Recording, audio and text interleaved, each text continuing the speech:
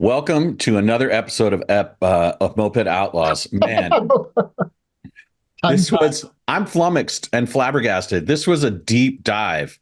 Like, you do not know AI like you think you know AI, people. Get ready. Well, yeah. And so this is part one of a two-part series. So next week will be part two. And we're with Marc's brother, Adam Wendt. And Adam is definitely a man who is thinking and has done a lot of deep diving into what is AI from a very practical experience, um, hardware, coding, and then from this sort of social viewpoint, social eye. What would you Yeah, call so it? don't get it twisted. This is not just another podcast about AI. This is actually, we start out getting to know a little bit about Adam's history, who he is, what led him to have the kinds of interests he has. And then we get into a conversation that takes us into a whole new awareness of what's going on there. And remember, click the subscribe button, go to our website, mopedoutlaws.com, and please click on the merch page and buy some merch to support us. And we thank our sponsors, Adrenochrome Cola. Yeah, you definitely want a bottle of adrenochrome for this one. Oh, yeah. Sis, hallo? Leven. Bestuur zich er wegen dem. Jag är inte idiot. Two outlaws on the lam, taking the back roads through America. You can't drink enough coffee for this show. And now it's time for Monday Madness with the Moped Outlaws, Greg and Marc. And we're live with another episode of Moped Outlaws. And this episode, we have a very special guest. We have family in the building. Adam Wendt, Marc's brother, is joining us all the way from Arizona? No, Massachusetts. Oh, that's way out there. That's a whole nother world. Do you have a Boston accent? I don't believe so. I can park the car and have a yard. All right. And I just forgot the name of the damn series that Dungeons and Dragons was a prominent part of. Stranger Things. Stranger Things recently, yeah. Stranger Things was pretty good, interesting. Yeah. I enjoyed it. What'd you think of the ending? Was that the end?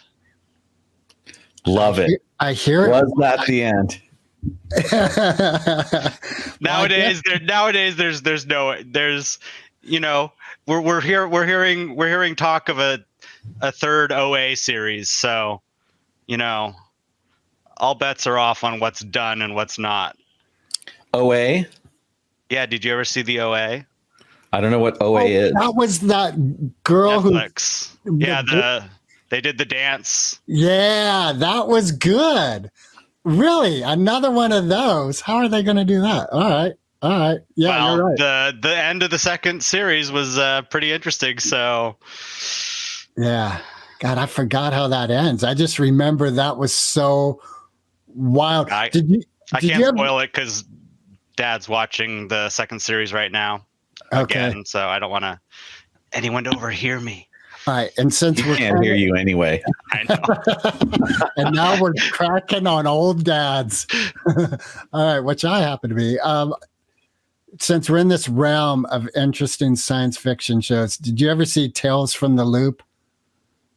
I watched a couple episodes. For me, it was just too kind of like dark for like, I don't know. It didn't feel like useful in any way. It was like, the metaphors were just, I wasn't feeling it at the time. Okay. All right. So, my understanding is that you are going to help Marc and I look under the skirt of AI. Well, that's a pretty good description of what I'm capable of if we ask the right questions. So let's before we get there, we'll see where we end up.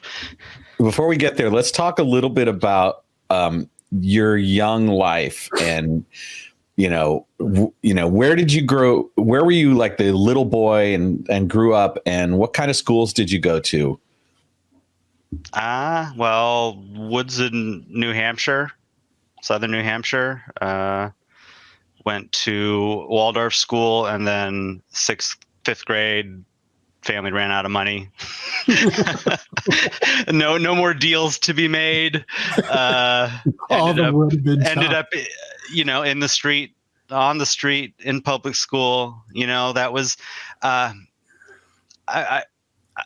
I followed some interesting discussions on Twitter, and one thing people were talking about was how the first time the rug gets pulled from you as a kid is like that initial like, oh, this is how this works. And so for me, that was probably one of the real big ones, right? Was like, oh, I'm going along Waldorf school. Sorry, public school. Do you think that the economics of the situation played a part in your view of the world now? Like knowing that your parents ran out of money and that's why you're kicked to the public school? Oh, I mean, sure, that makes me aware of the struggles people have, raising their kids and giving a good education and good environments for them to grow up in.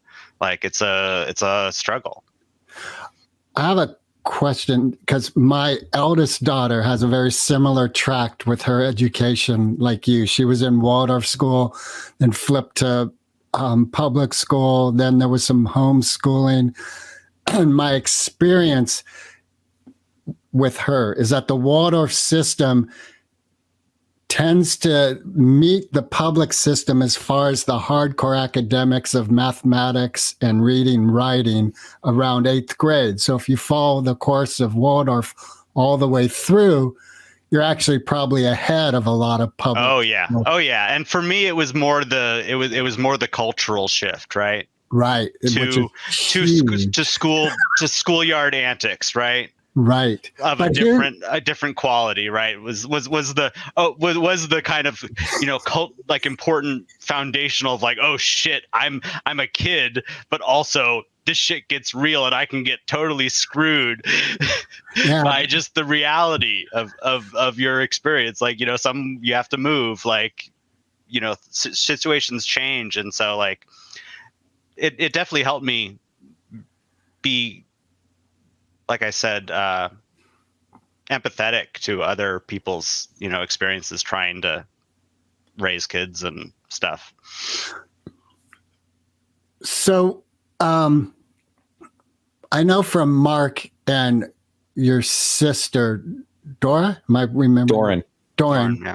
That your spiritual outlook of life, a lot of that comes from the father. I would say the intellectual side of it, obviously.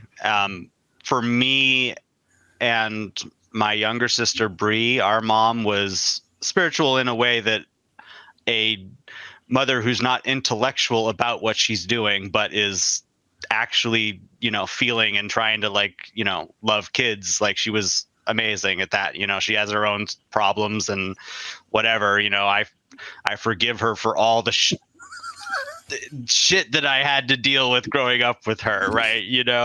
But no, she was also very, spiritual in that way, as being a loving mother. And this is a good spot to sort of recognize that Adam and I are actually half brothers. We share the same father, but have a different mother. Right. And so our life experience reflects that. And I think that what you just said about forgiveness is something that everybody is invited to as part of their karma. We all reach a point where there's this idea that, mothers and fathers aren't monoliths. They aren't like they're magic beings in a way, but they aren't like these flawless deities. And so the process of arriving at the place beyond our regrets and resentments about how we were parented is the first step into maturity and awareness of of what's really going on. Yeah. All right. Are we ready? Is there any more with Well, I want to get into how being in that environment and then moving through into adulthood created the kind of vivid exploration of the things that you love. Like, you have a broad spectrum of interests, right? Yeah. And how did you arrive at, the path you're on now? What, after you left the nest, so to speak, what was behind that, and what led you to becoming the person you are today?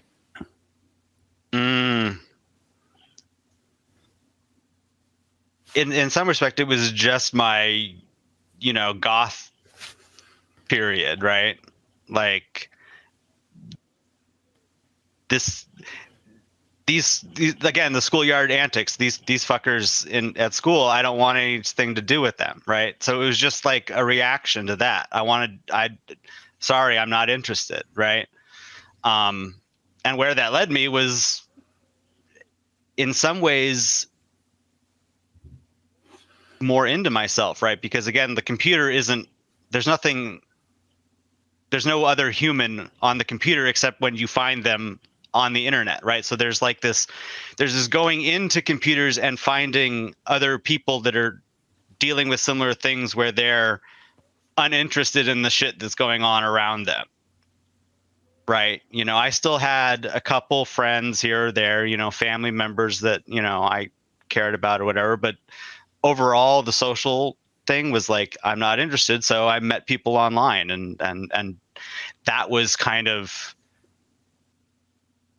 I would say, like a big step for, where I am now. So what was the first online community where you really found you're a part of a community that you were on? Because I'm thinking, are we talking late 90s? Yeah.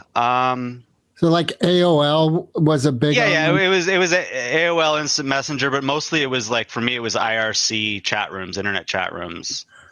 Are you familiar with the well?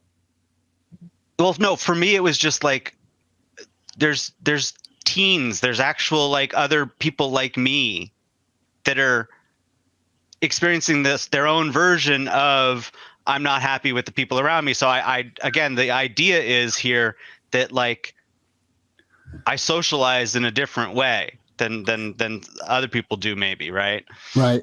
Let me ask you this, and the reason I'm asking is I'm working on a play that this is kind of the running theme, because what you bring up, did you, in this in the late 90s, did you run across other teens where like kill them all was part of their thing? Like the Columbine. Yeah. So I think it was pretty clear to most of us that none of us were, that it was playful imagination for all of us, right? Like, fuck those guys, take guns to them. Like, we said it to express something so we didn't have to go do it, right? So whatever, actual like mental troubles, those boys had and other people similar have, I know it comes from a thing where it's blowing off steam in a young teenager. For me, like, it was just like, and I think my friends felt the same way about it. It was just like, we can imagine to the days, but it's like, we don't do it. And I had some friends that did like spend a little more time down there. But I think most of the people that I was in connection with who had people to talk to, it was blowing off steam, right? So again, it's about like, do you have someone who you're able to do that with? And how did you evolve in that context? Like, you found your people in the Silicon world, and you were able to then source your inspiration and your curiosity, and what did you choose from life as a result?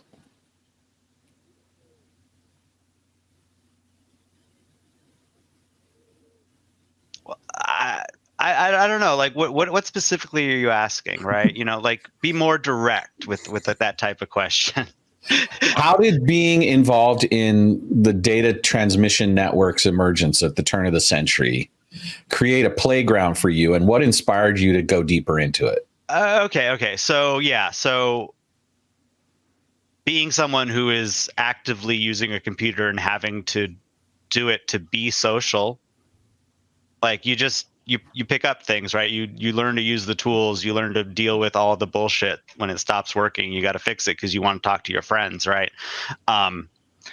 So it's way less, obviously, like for me, it's developed way less fear related to the unknown of technology, right? Because I look at this thing and conceptually in my mind, I can hold a stable image of like what it is and what it's doing. A lot of the times there are times when there are computer bugs and weird electrical glitches and weird, mysterious, magical things happen, right? When you're trying to do something and you're working on a project and this thing that never has a problem, right? That's part of the reality, but it's less fearful and less triggering, but doesn't go away, right? Like those types of things where it is like this emotional thing, you're trying to get something done, right? Those can still trigger me. Like I'm not immune to the technological gremlins, being a source of frustration for me, but it does give me more awareness about like navigating that stuff because I just did so much of it. And so it was like a combination of your social life, but also play, right? You were into gaming for a while. Oh, yeah. And then creativity is also part of that, right? And my guess is that the creativity piece is both in terms of... Well, that brings us back to science fiction. Perfect, right? Are we talking Neil Stephenson here or what? What do you mean? Whatever, right? Yeah, Neil Stephenson, William Gibson, and for me, like the spiritual side of people like Orson Scott Card, right, is like it's all tied together in my imaginative concept of technology because I experience the good and the bad of the tool that we seem to be, cursed to have to deal with this thing, right? Is it a curse? Oh, it's both, right? It's a blessing and a curse. It's a tool. Okay. We're enthralled. It gets well, that is a part of what I would say what the kind of global consciousness has an enthrallment over with technology, right?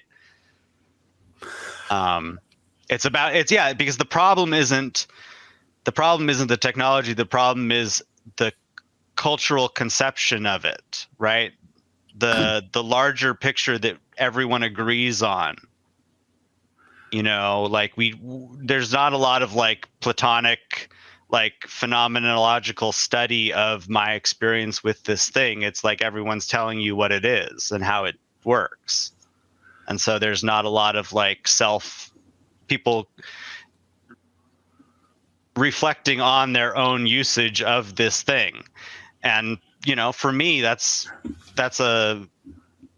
maybe something more recently that I'm doing more self-reflection with it, but it's also something that I have a deep awareness of like what technically it is and what technically it isn't, that allows me to see the difference that I know that this thing is because I spent a long time experiencing it and working out for myself what is happening in front of me phenomenologically versus the global conception of technology being something that is told to people, this is what it is.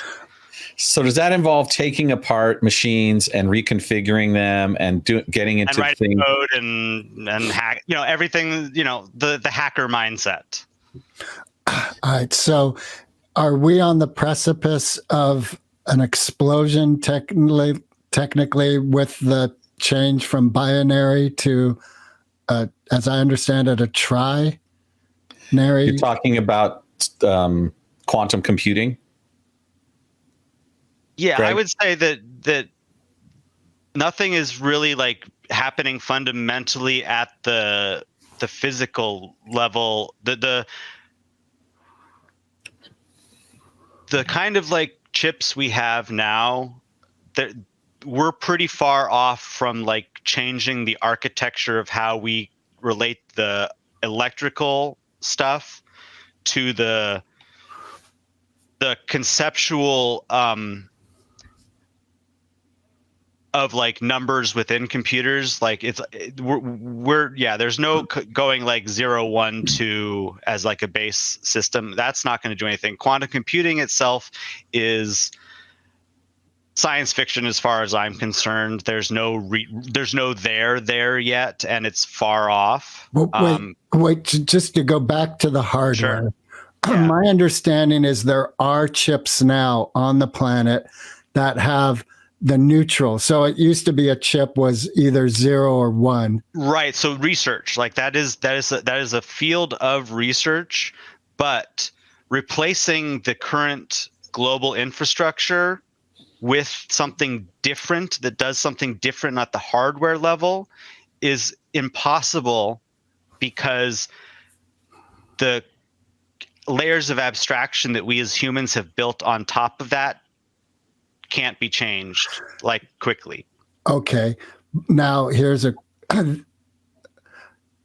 everyone's talking about the way AI became so commonplace. Like it was released, was it publicly mid last year? No. It was the first commercial public release in a big way was way last year. But that's the thing you got to remember is this is a product that has had hundreds of millions of dollars, if not billions, put into it over 10, 15 years, 5, 10 years, right? Because they're always building something that is right what this can be. And they're always trying to look for, here's a product to make with it. But so this was the first big one that we got that was like a company released, right? But here's what I noticed. Once it went public, it was less than a year where everybody was saying like, yeah, it's AI driven. Photoshop came out with AI. Microsoft, everything. And AI there is a buzzword. It doesn't mean absolutely anything. It's not even connected to reality. I mean, well, obviously it's not connected to reality, but like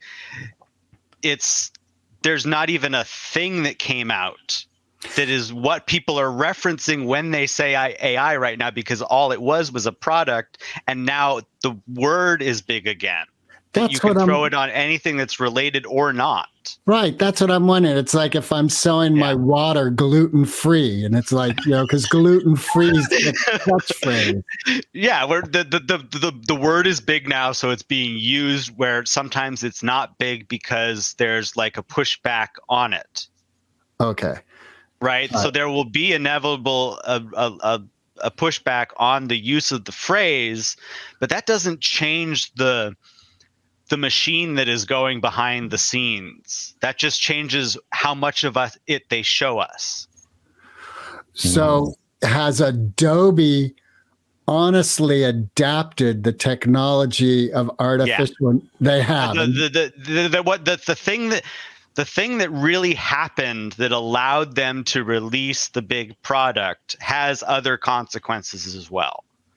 So yes, a lot of the big corporations that are using the term are using it to mean something that relates to, but it's not the same thing as conceptually the product that they're putting at the top for everyone to ooh and ah at, right? So can you parse some of the distinctions of this naming? We branded this computing concept, and then there's this AGI, or general, right? And so can you kind of parse out some of these definitions and where you think the fallacy of these products is as a result? Well, I think it's more important to focus on what you guys understand or don't, right? Because ask me a direct question about a specific thing, and I'll see what I can do, right? Okay. So my understanding with AI is ultimately we're attempting to program consciousness into computer technology. I don't think anyone's actually trying to do that. And what I mean is that the people who really understand what it is that they're doing know that it's not conscious and can't be. No matter I think what what. they're trying to do is create a perception in other people that they can make consciousness into a technological product, right? It's about what they want you to think that they're capable of doing or trying to do versus what they're actually trying to do. And I think that most people who are trying to do this stuff know that it's entirely a magic trick and an illusion, and they're not really creating anything useful out of it. So your belief, besides industry, right? Your belief from your experience is that programming will always be linear in the sense of it's never going to break the box of the programming it's in. Yeah, of course. Like there will be whatever. Here, I'll go mystical on you just in terms of things, right? Like there can be weird electrical spirits that are manifest out of programs. I kind of imagine that's like possible, but like that's that phenomenon. Like that doesn't require some massive corporation to build, this billions of dollar product, right? To manifest something interesting out of the electrical signals going on in a computer. You and I can sit down and write code and have fun in an afternoon making the computer do something silly, right? Like that's an experience versus this god of AI that can tell you what right, is that? Okay. Like it's not science fiction. It's just science fiction, right? It is our experience of this thing that we're like, we got to deal with this conception in our minds now, right? All right. So I think the three of us are in agreement that our physical, there's more to the universe than our physical realm, than the 3D realm. Have you personally experienced in your programming and hacking, etc., do you have an experience where you were like, this is not of this physical realm? Something just happened that is... Oh, well, yes, because it happens if you're having real experiences, right? If you're making moves in your life and the computer is going to glitch out, right? Like that's an actual spiritual experience you or I can have on any day that we're like working hard on something and getting close to like finishing in some project, right? Like that's a spiritual experience. The other type of like searching deep down in the dark web there's humans there. There's cool people and that write stuff. Like those are spiritual experiences, right? There's amazing shit on the internet, but it's all about the relationship of people. Like what I notice is as a coach in the Zoom environment is that there is a point at which the level of intensity of the emotional content that gets generated as people contemplate the nature of their existence and the challenges they face.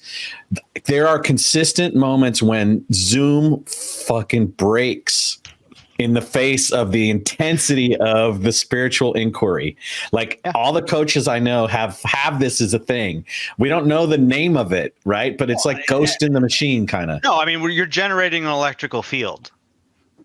You are an electrical antenna, right? Our bodies and our spirit, there's the visual field is not like the electrical field that is existing in this reality, right? There's all these physics that control the visual parts of us into these bodies that we see in each other, but there's a field, right? So you're near a computer, like your field's going to be doing shit with it. So doesn't that sort of negate the argument that Greg was making that there's something that's outside the realm of the phenomenological world? Like, doesn't the phenomenological world include spiritual? I wasn't saying the phenomenon. I was saying our 3D physical world. Yeah. Okay. Well, or that's at least what the illusion, right? I use the term the illusion for it, just kind of like because it's a reflection of something real, but it's also like a reflection that can be manipulated to show you something that isn't real as well if you get attached to the physical 3D part you're experiencing, right? So it's an illusion. See, my definition includes that framework. So my 3D world includes electrical beings and the phenomenological events that occur Well, it's our experience being in some type of relation to them. But whether that is happening in the 3D world, there may be beings that are closer attached to the location, and there may ones that are more closer attached to an idea. So you've got non-physical stuff happening closer to the physical and closer to the ideal realm, the spiritual realm, right? And so the ideas of 3D break down when you go from one end of the spectrum to the other. Got it. But there's an intersection, like we're all swimming in it together. Yeah. And that means that silicon-based logic computers are subject to the laws of that universe. Right, which is why they can be glitched in those times, right? Yeah. Whether they're we're not saying they're the cause of it, right? But there is our ability to be spiritual beings. We by nature probably disrupt the hardware and make it hard for ourselves to try to do something physical attached to the electrical grid versus us just being the spiritual being, right? So it doesn't even have to be that like the computer is, out to get you on your project. It can just be like, yeah, you're gonna deal with this type of shit because you're generating a signal that's gonna be having interactions with electrical signals that can cause magical stuff. You and we're all having this conversation, and all of that is happening through the technology, and yet we aren't yet disrupting it. So I guess we're not really, we're just too tied to the physical right now. We're not really messing things up enough. We haven't disturbed the fabric of the space-time continuum. Yeah. Well, let's destroy it right now. So I have this thought that the under the skirt of AI is kind of like the Schrodinger's cat problem, or like what Luke gets told by Yoda when he goes in the cave. What's in there? Only what you take with you. So it's our projection of what AI does that actually breathes life into that illusion. Would you agree? Well, our projection of the concept of AI is something other than just electrical signals that are generating some type of phenomenon, is something that we create in our imagination, or we get put on us by social constructs. So it's on us to maintain our own imaginative, creative idea of what the phenomenon is versus what is put on us by some social agreement that is sent down from on high by billion-dollar companies that are putting out billion-dollar products, right? So human beings that don't have the ability to hold in their mind's eye that there's a physical object that's using a series of transistors and binary coding language evoking these responses, they are more susceptible to being caught up in the magic or the illusion or the story that there's an artificial. I would say this. They're more likely to be caught up in that story until they're given a better one, probably. Right. So what about someone like Elon Musk, who has a story of we can integrate technology with the human brain and neurosystem and create something that's bigger than both?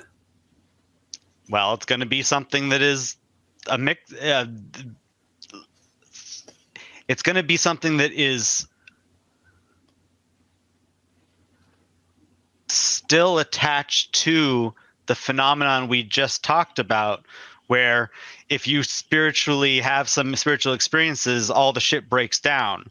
So anyone who's in that reality is probably either going to kill themselves by having a real experience and trying to break out of the box, or they're just going to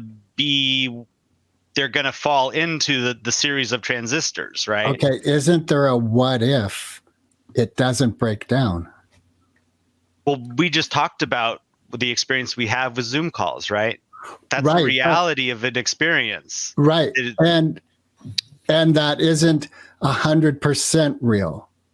It happens, but I've personally had very electrical experiences over Zoom But you can't have you can't have all your spiritual experiences not cause problems with technology, I think, is the thing that I'm kind of assuming is probably true. Okay, so this is Adam's law.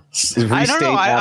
I'm just thinking, right? Like, no, right. Like But that's a to say that, like, you know, we're going to be able to live in something where we're strapped in, even into VR goggles or into, you know, having some kind of chip, and it's not going to be that the only path we're able to take is one that doesn't disrupt the technology.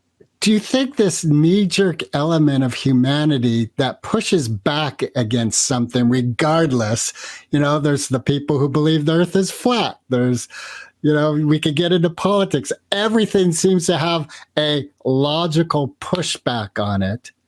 Oh yeah, yeah. And I think that's good, right? Like that's right. Part of the power of like the human kind of condition is like we push back on a lot of stuff. Right. So is that like an inherent fail-safe to our human evolution as all this stuff is starting to accelerate? No, because I think the pushback is always there, but it's never addressed. Right? We go further and further down the path of people bringing up warning signs, right? You know, like is every person who's ever said that technology isn't going to lead to some real fucked up shit wrong? A lot, like everyone who's ever been smart and said that this is leading us to a place we don't want to be. Oh, they just all happen to be wrong, right? Like well, it's possible because again, if we look historically with science, you know, when the first person was saying, hey, I don't think the earth is the center of this system. I think it's actually that sun. And they were ostracized by. Yeah. And so then it becomes rhetoric, right? To say, oh, I'm being ostracized because the thing I want to change, people are just afraid of it, right? So my idea is I'm not afraid of AI in any way, right? But it's still bullshit that we shouldn't ever accept in our phone's ringing, right? That's all right. Mine interrupted me a short time ago. No, but there's the technology grid reacting to me saying something, which is just because I'm saying it's really fucked up and bad, I'm not afraid of it at all. I'm just saying we shouldn't accept it within ourselves as the conception that people are putting on us. We have to maintain our own. Okay. So wait a sec. Say that again. What you just said about maintaining our own versus. We're being fed a conception of AI. This term, we're being programmed to have an idea of this term and what it means. And so we have to reject that and create our own that's based on a phenomenological study of what we observe. So it seems like now here I'm getting what I hear you saying is there is a reality to the technology of AI. And 90% of the population has no concept of that reality. Yeah. What they're getting is mass media definitions of what it is, and that becomes their understanding of it. Yeah, there's a $100 billion marketing team which is trying to create a global perception of what these products are, right? What's the merit? So they can harvest our souls. Well, that's what I'm wondering. But that's the point. Is the human doesn't the stupid human that drives these things isn't thinking that. That's what that's what it's doing to us spiritually by accepting it, right? You know. Okay, what is the spiritual fallout in accepting this very surface level understanding of AI? It's the same with any type of technology, right? You get constantly triggered by it, and it rules your life and being bounced around from one technological trigger to another. for me, breaking out of that for myself is still something I'm working on, but people are falling into it all the time with social media and TikTok, and they're regulating their emotions through this electrical grid in their phone, and it becomes this blanket, and right. So we're integrating it into our holistic conception of ourselves and our self-care. How does what you've created, or you're a part of, the reimagined mind, how do the conversations within that platform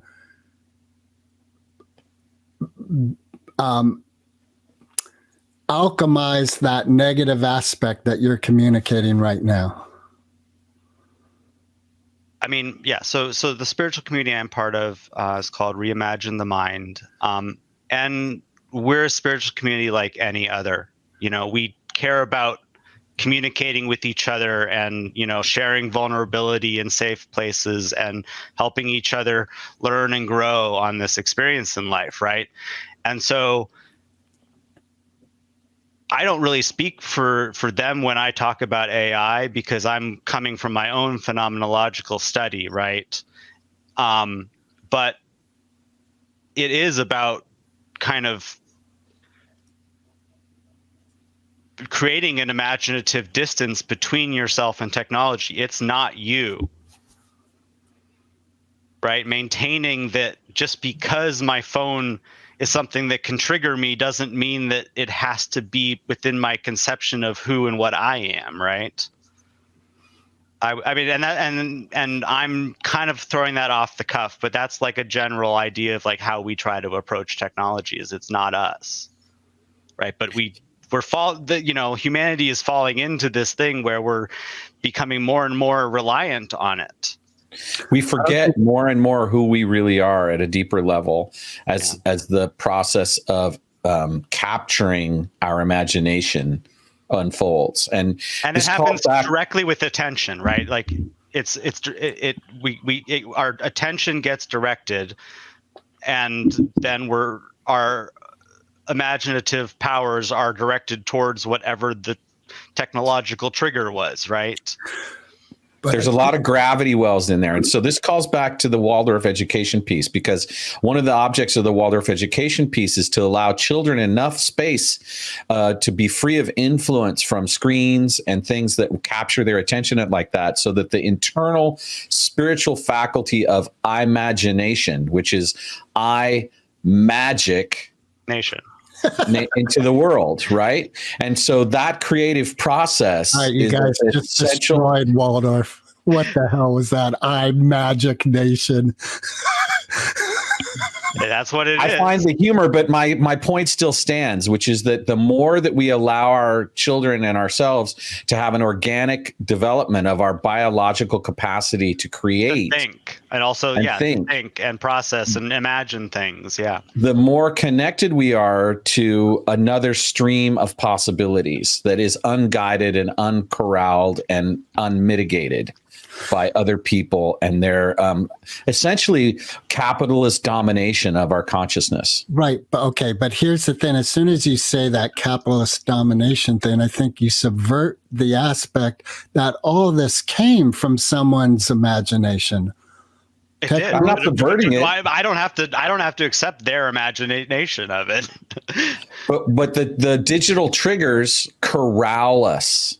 And we are willing, we allow ourselves to be corralled, but the measurements that show dopamine response and the various brain chemicals that get released as a result of our addiction to these devices are a clear indication that our will forces, the I, is not being properly developed at a high enough level. It's being funneled into these ideas, and you see it with the whole idea. Pick a path. It's choose your own adventure, somewhat, but it's pre-written. Right. Like we get to people now get to choose from a menu of life options instead of living their life. And in a pick your path book, it'd be great if you, for some crazy thing, after going to page 52 and then back to 112 and then 78, you land on 212 as a blank page, and now you have to write one, right? So that's the thing. Like, what is it you would write yourself? Well, so I am believing that the three of us, and Adam, obviously, I've just met you 42 minutes ago, 45 to be exact. Anyway, but it seems like the three of us hold that we are ultimately responsible for our life. And we began this conversation talking about the choice of forgiveness. And my cornerstone of existence is everyone is responsible for their life, whether they say so or not. And that's my hope of life, not just human life, all life, is that you cannot subvert nature. It's going to happen.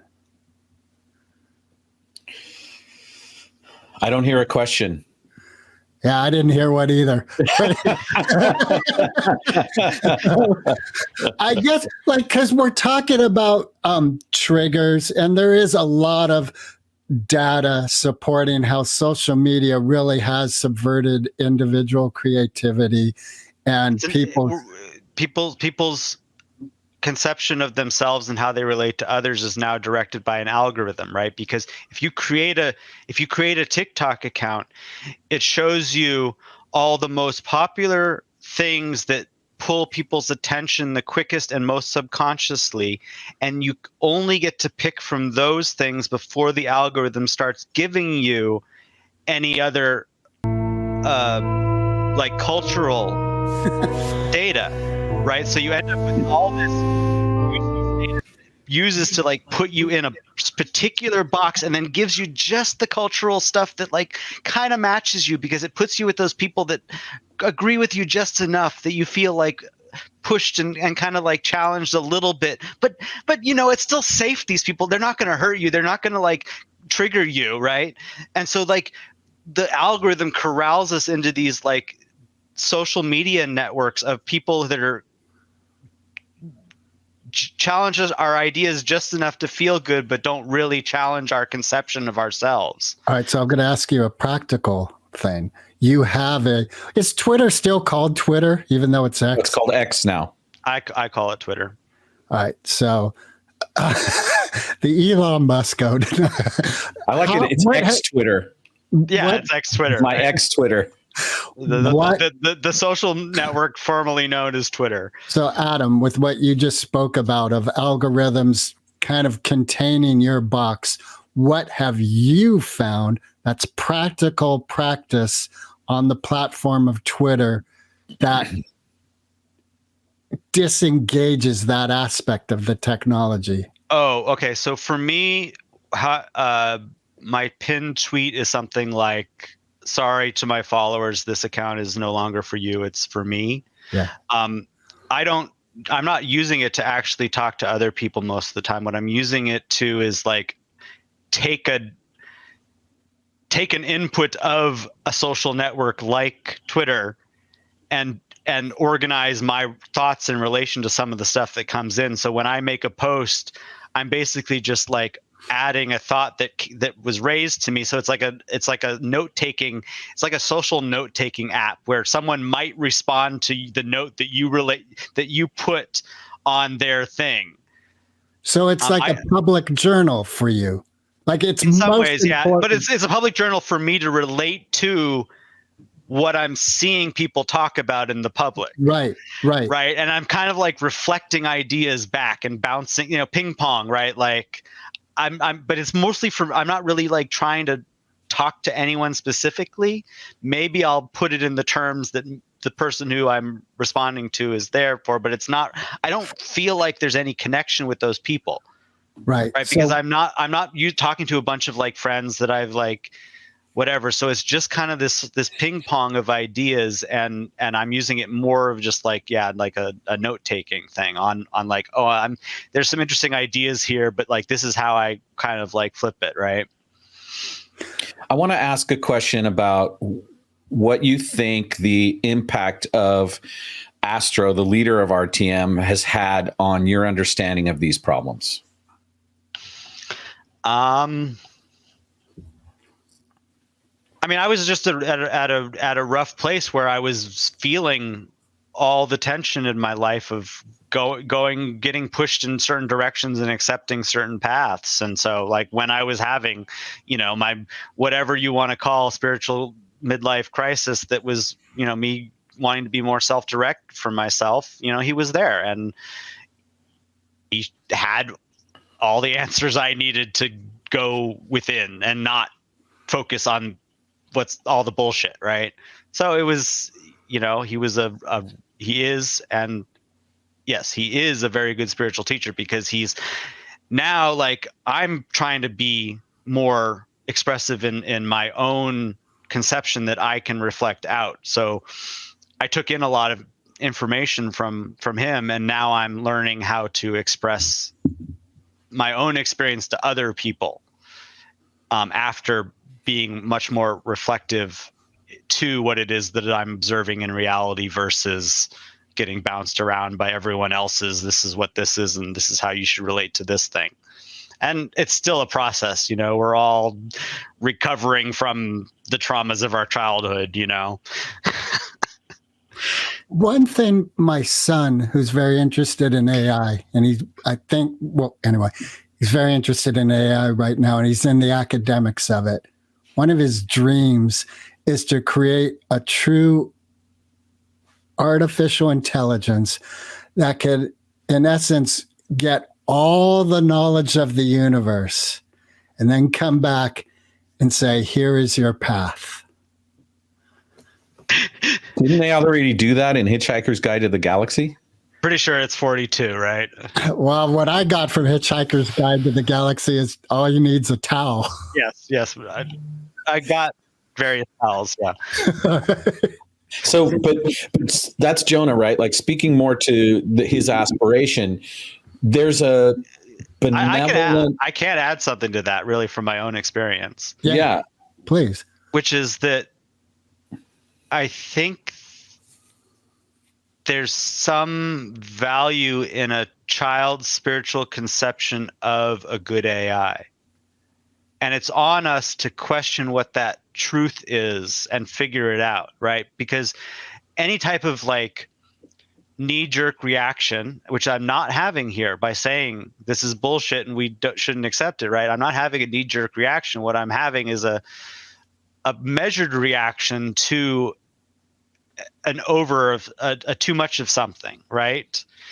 And the question is, what is the thing within the human spirit that can read a science fiction book that has an AI character and see value in that idea, right? And what is it that we do creatively to imagine a program having consciousness, or like being able to think, or being able to process mass amounts of data, because we're living in a reality where we can't help but be inundated with that conception.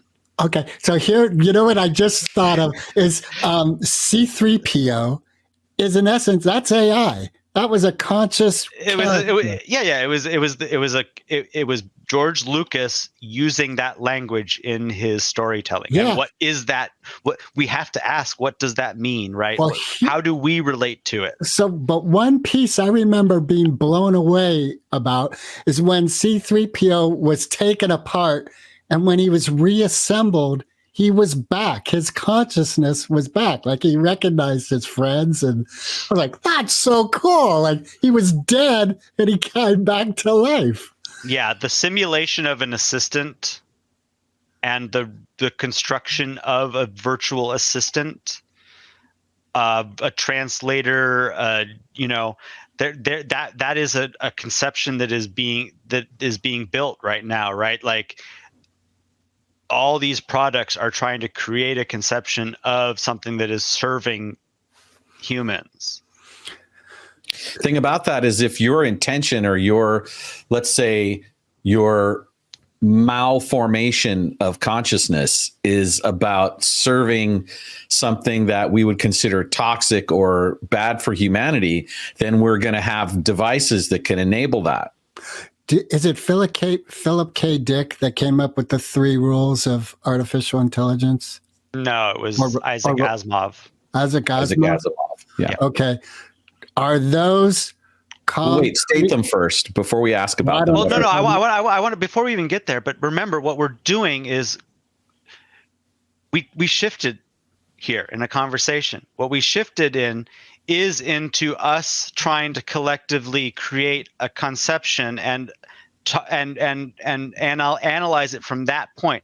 And what I'm saying is I'm not willing to enter into that conversation until we talk about what it really is and what it really isn't, right? Because I don't want to go into thinking about, the possibilities of good AI and what bad AI is and whatever until we really, as people, question in ourselves what it is for us to imagine that there is something on the other side of it when there isn't.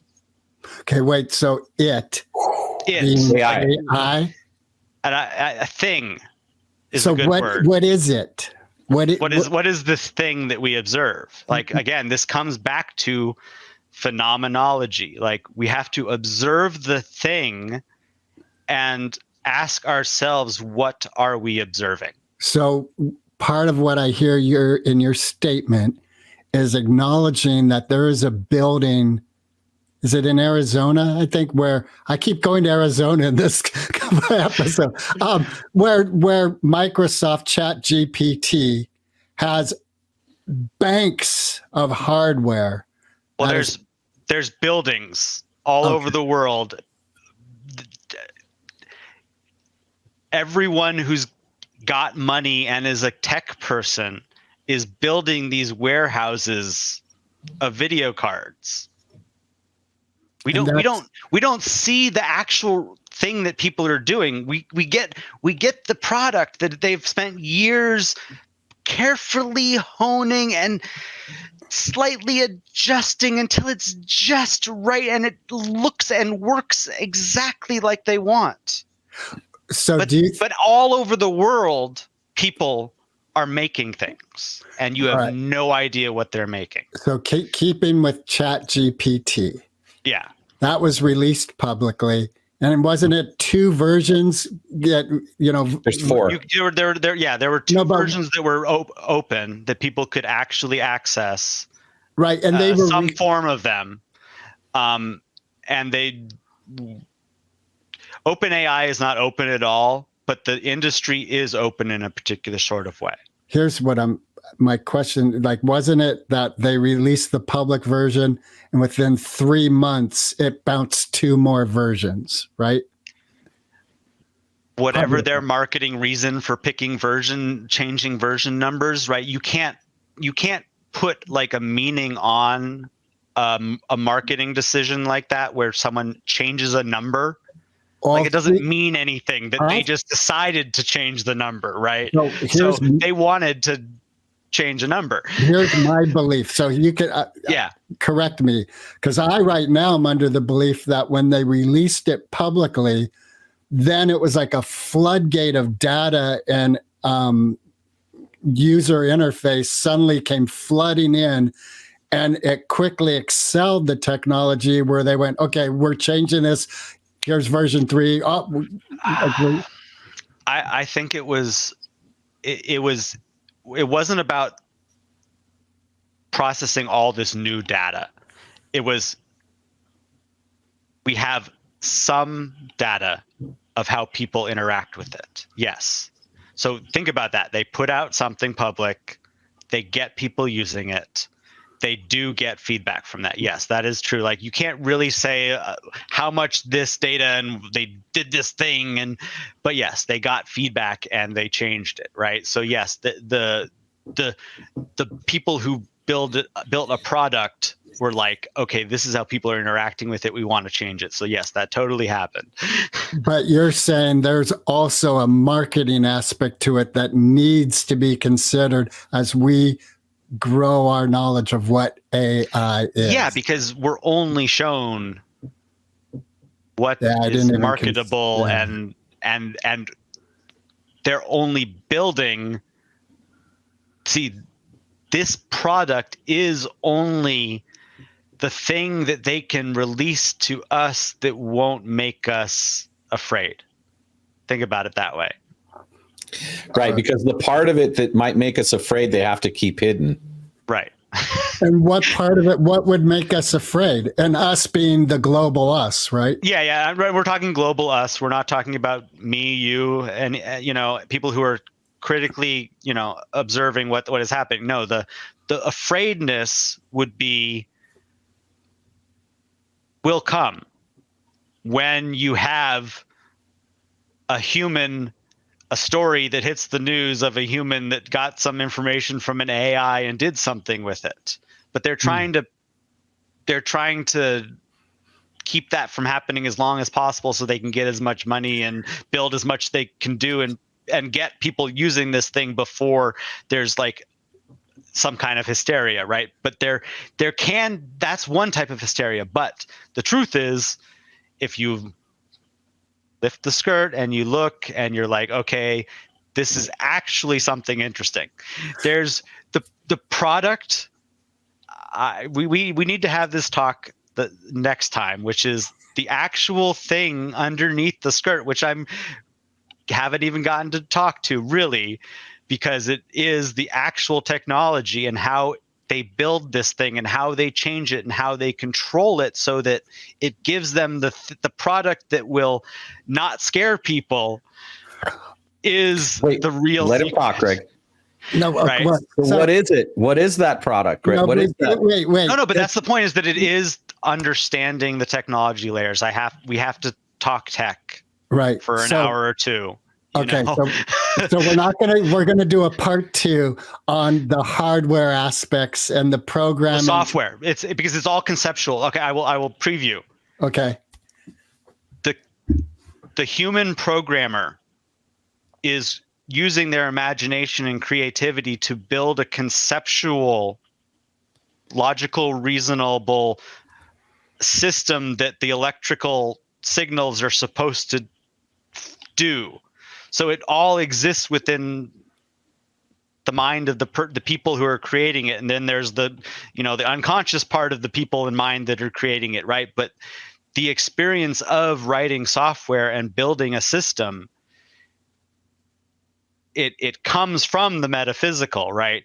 But then it comes to all the actual structures that the human mind creates, right? Because we get to choose the abstractions. We get to choose the language that code uses. So when I, as a programmer, am writing code, first what I'm doing is choosing the language and abstractions that I'm using to internally imagine what I'm building. And in that process is where the thing comes, right? The phenomenology we're able to use by sitting down at a computer and clicking a mouse and doing things comes from a human or humans choosing their layers of abstraction and building something with not only, like in the physical world, we're stuck with, the types of building materials we have, but in the software world, you're able to imagine your own materials and invent tools. And so there's this whole imaginative landscape that we have built as a society that is the software stack that allows this thing to be a product that shows up on your screen. So that's where it's not really about the hardware, because the hardware we will have that discussion at the beginning, because the hardware is obviously doing something. It's crunching numbers and there's physical limitations, and we can talk about the science of that. But then all of the interesting part is the conceptual layers that happen on top. Right, because as Jung would say, there's the monster, or not Jung, but Freud, there's the id, right? And so there's this creation of a reflection of that's an unintended consequence that the programmer creates right along with the thing that they create, right? Would you agree with that, Adam?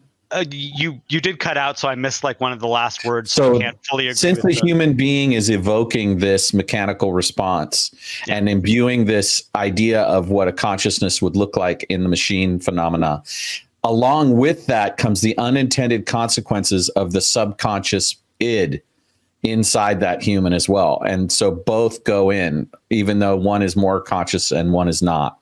Oh, sure. You're always making decisions and trade-offs, and whether, which path you choose as a programmer to write code this way versus this way. And the actual language and abstraction layers you build relate to who you are internally, right? Yeah. So yes, there are spiritual programmers and less spiritual programmers, and we can get into that, what that means. So I'm wondering, at the depth of AI, because I know on the surface of our technology, like with graphic arts, there was a time, especially like late 90s, early 2000, where if you were a real graphic artist, you were on a Mac because PC was not linear. I mean, was too linear. Like there was that big debate, you know? Oh, it's about the human. It's about the interface, right? So that's Right. what we're entering a new age where the discussion, where the thing that's happening is that people are being moved from one type of interface to another, a user interaction, right? A user experience, right? There's a design. The people who are building these products design user experiences and work with the language of user interaction. And so we're getting a transition from the normal computer paradigms and the phone paradigms to one that is now more closely attached to language. And that's going to really, have some interesting consequences, I think. I need to come close to wrapping up because I have a meeting I need to go to. Yeah, let me just ask one quick question, and then we'll ask our usual final question. Because I have a question too, and we got time. So go ahead. Okay, All right, so go ahead, Greg. All right. I'm wondering if in your research and diving in, Adam, which I'm believing has a lot of depth and time and experience in it. Yeah. Okay. Now, as you were talking just a little bit ago, I was thinking about here in the Bay Area with driverless cars. And they're out there. And what I think about is, one, there's the technology involved, the computers, the cameras, et cetera, the car itself, that so it can happen. There's the company, which needs to make a profit so that it can happen. And there's the public perception. So recently, a car hit someone accidentally, and when you look at it, they jumped in front of the car in essence. Oh, sure. Yeah. But the response was, okay, we're cutting the cars by 50%. There was an extreme action that took. Yeah, because why did we have so many cars in the first place, right? No, again, it's a natural response to something that's overdone, but not that the thing is actually at fault in that particular case, right? So it is like there's like people are uneasy with it and haven't really been given a choice. So when something happens, they're like, I didn't want this. Right. Now, if we move that over to the AI silo, is your understanding of what's going on that all those mechanicisms of thought and commerce and politics are currently in place with AI? There are people thinking about the potential public backlash should X happen, and they're ready for it. This is a good question, and I can't get too deep into it because I want to give a concise answer. When we get into how it works, it will be established that there was a surprise to the people who are building this stuff. There was a moment when they got something and are now having to deal with the consequences of that thing. So yes, they're putting as much energy into the public perception as they can control, but there are also unintended consequences of the thing that is there. Got it. So this is a little bit of a left turn, and it sort of calls back in the Steiner stream, the Waldorf stream. One of the things our dad did was he decided that there was this incarnation of a being that the Steiner class calls Ahrimanic being, and he named that as a human. Mm-hmm. I want to know if you think that Ahriman could be the big AI network, all the physical, electrical stuff. Yes or no?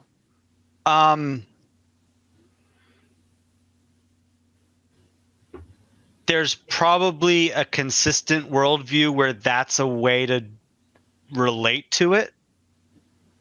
And I think that it would probably be a valuable one for some people if they don't want to be involved in trying to understand and use something like this, like a Luddite perspective of like, you know what, I don't really want to try to like interact with this.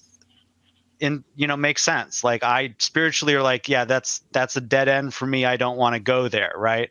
And that's a good decision people could make if they wanted to. Right. And I don't think there's a downside to that. But, I kind of have to use a computer and search the internet and, I'm going to have to interact with something that's interesting.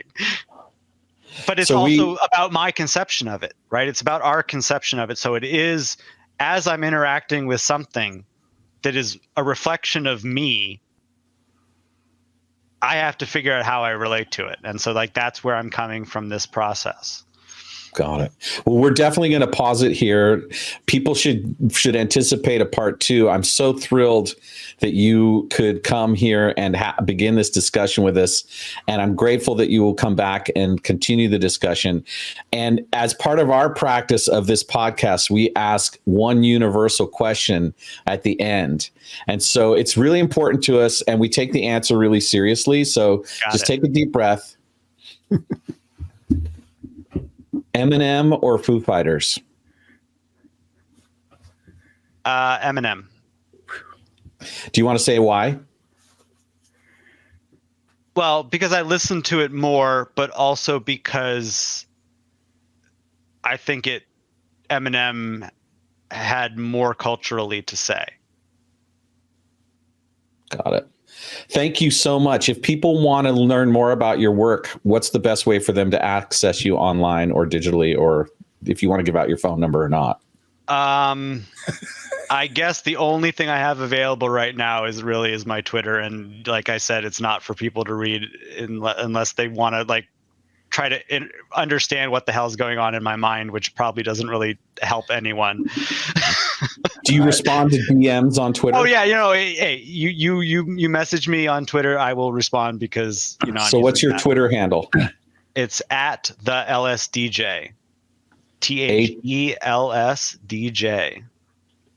Yeah, we'll link to it too on our post. Well, I'm personally looking forward to part 2. Like I would love to book part 2 as soon as possible, because I feel like I just lifted this metal corner of something and cracked it open and this light came out and you went, well, that's another conversation. I'm like, oh shit. Yeah. I mean, I'm going to have my own podcast or something,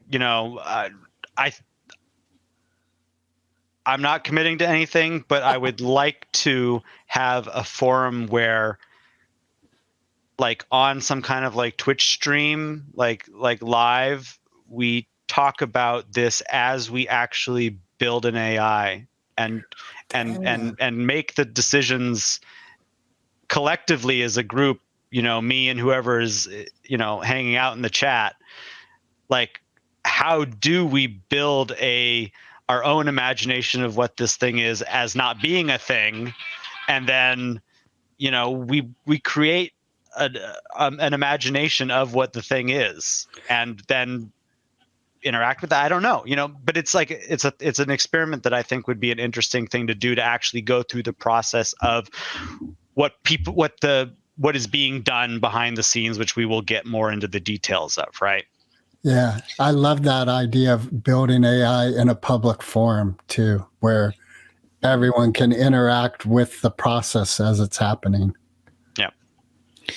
Thank you so much for spending time with us today. I'm really grateful, and I'm looking forward to the next chance that we get to be together. Yeah, it was a great time. Have a good rest of your day, guys. You too. Recording stopped.